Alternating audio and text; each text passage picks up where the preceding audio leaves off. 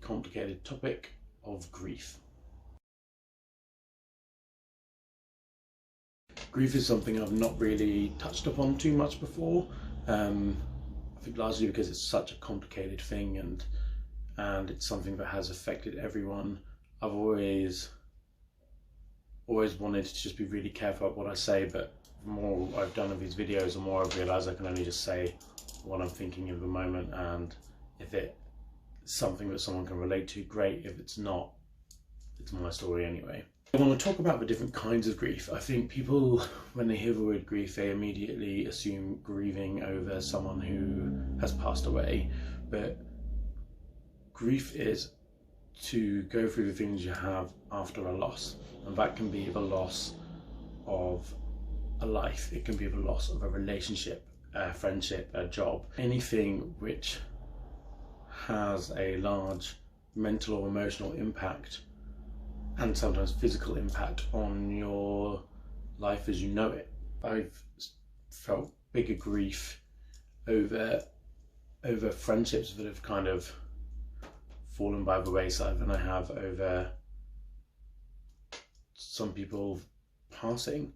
I think it comes back to how much it actually changes the way you see and do things and how you live your life on a day-to-day basis. For me, I find it far more likely that I will experience greater and deeper grief if someone is gone from my life that I saw all the time or spoke to all the time. Is a presence that I'm likely to notice missing far more than someone who I haven't seen or spoken to for years. And that's not to devalue what I would feel towards losing someone who I haven't seen or spoken to for years. I think that the level of presence in your current life will have a vast impact on exactly how you grieve and how much you change in their absence, because your life has changed in their absence. Just after I moved to New Zealand, a friend of mine who's a part of our group back home died in an accident, and that really blindsided me. Like I just really heavily felt a loss. And we were friends, you know, we got on really well, but we weren't in each other's lives all the time.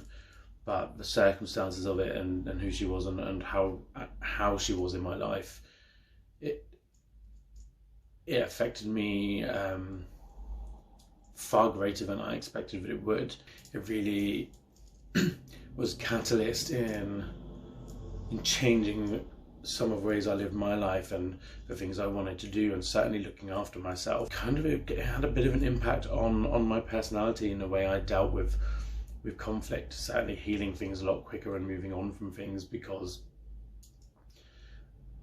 I couldn't bear the thought. Like I can't remember what the last conversation we had was. I'm sure it was in no means negative, it never was, but all I kept thinking was, what is the last thing I'd said to any of my friends?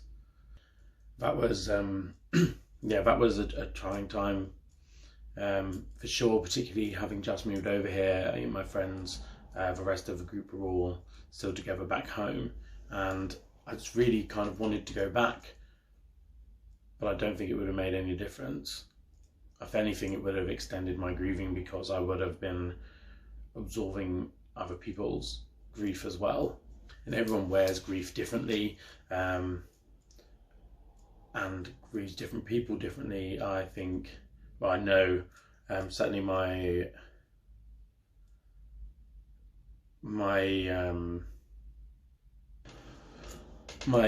greatest grief was the loss of my partner, as I discussed briefly in the first episode of this series. I was 19 at the time, just turned 19, and we'd been on and off for a long time, and we were 100% off at this time, and I found out over Christmas that he'd taken his own life, and that was something that shaped my entire future even up to now. It's one of the reasons I do these videos. I wore that grief for an incredibly long time. It's something I don't think I have ever fully moved on from or ever will. I don't really know how you do. I was just broken. I was on an incredibly self-destructive path for many years. This just felt like, it felt like the feeling of having your heart broken but living with it every day for like a decade. Affected every relationship that I had thereafter, affected my relationship with my friends, just everything I'd done was impacted by my inability to process the grief that I was feeling. And in turn, because my grief in this situation was so rife and so great, that led to a guilt where I just didn't feel the same grief for anyone after that. And I would almost feel guilty that they hadn't had the impact on me that this did. But I think I just had maxed myself out with those feelings. I didn't have the capacity to feel it, that pain to a higher level. I would have just completely imploded even more than I did. And I found one of the harder things with grief is that because everyone grieves differently and it is such a personal and private thing, you can try and help people and people can try and help you, but literally nobody can fully understand exactly what you're feeling. If you lose a family member, even your other family members, they can't get exactly what you're feeling, because your relationship with that person was your own, and it doesn't matter how close other people were to you. That was your own relationship that is gone. Your in-jokes that you no longer get to share, that look you pass when someone's talking rubbish and only you two know what each other is thinking in that moment, and then have that little laugh to yourselves. You don't get to have that anymore, and it's the little moments like that really gets you, that you really notice, far more than the big things. In fact, me and my partner used to speak via, because we were pretty private and very young when we started seeing each other, we used to message each other endlessly, just all day, every day. I heard my old message tone for the first time about 2 years after this all happened, and just lost my mind, just had the huge panic attack, because it was almost like having a flashback. I just hadn't heard that for years, and I just associated it so much with him. And things like that can happen to a lot of people. Hearing a song that was your song with a person, or maybe you quote something from a film together quite a lot, and then someone else will do it, or you'll see that film and you can get this wave of all the grief again, and it may be really temporary, and it may also kickstart another really shitty period, because there is no time span on grief. Some people are really good at processing it and will push through it, or just quite naturally go through the stages of it and come out the other end and start getting on with life as it's become. For other people, it can really be all-consuming, or it can come in waves. You might feel like you've gone past it, and then you come to the first Christmas without them, or their first birthday, or your first birthday without them, or the first anniversary of a death. And it's very easy to say, the first one's always the hardest, but that's not necessarily true. That's just something people say. You can't decide that for other people. I think people try and support you, and obviously you appreciate it, and you don't want to be in any way rude, but those people aren't going through what you're going through. They can't 100% relate, even if they have been through something similar. And there's this thing, like, after a while you often hear that you have to find a way to get on with your life. What people don't understand is that your life doesn't actually exist anymore. The life that you had when they were a part of it, that is gone. That may sound dramatic, but it's not. Like, every plan you had with them is cancelled. Every tradition you had with them is not going to be the same anymore. As I just said, the in-jokes, the birthdays, they're all gone.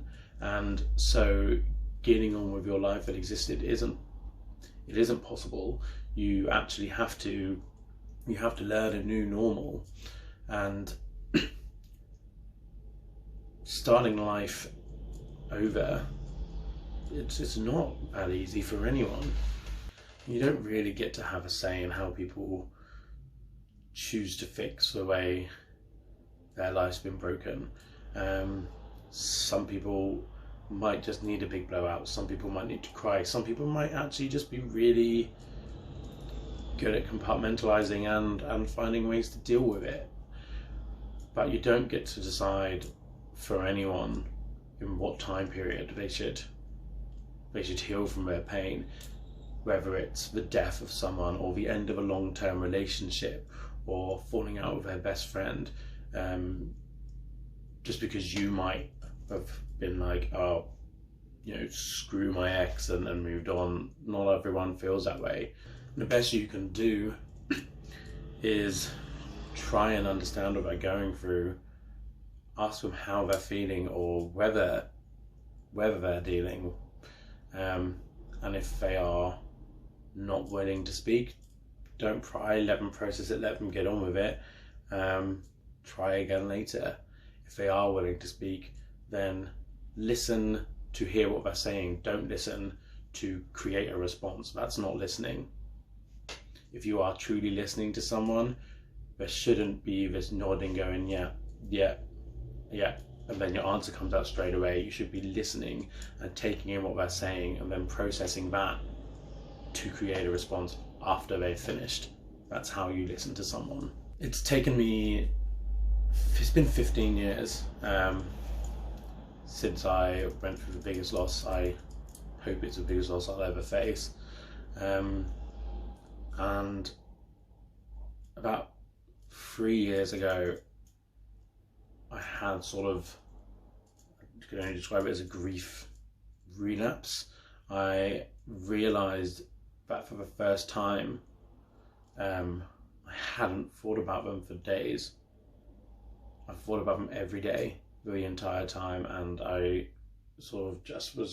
they popped into my head, and I was like, I can't remember the last time I thought about them, and I felt bad, which is, I shouldn't have, and no one should.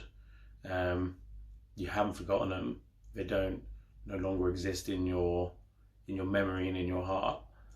You've just started to heal and learn to live without them. And you shouldn't feel guilty for that. If you know someone that's grieving, just have as much patience as you can. I can guarantee you that, as frustrating as some people find other people's grief, whether they like to admit it or not, the person who is grieving, they don't want to be going through this.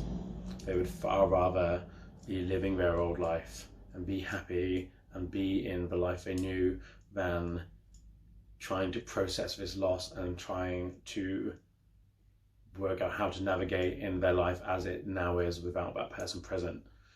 Give them time, and give them patience, and give them kindness.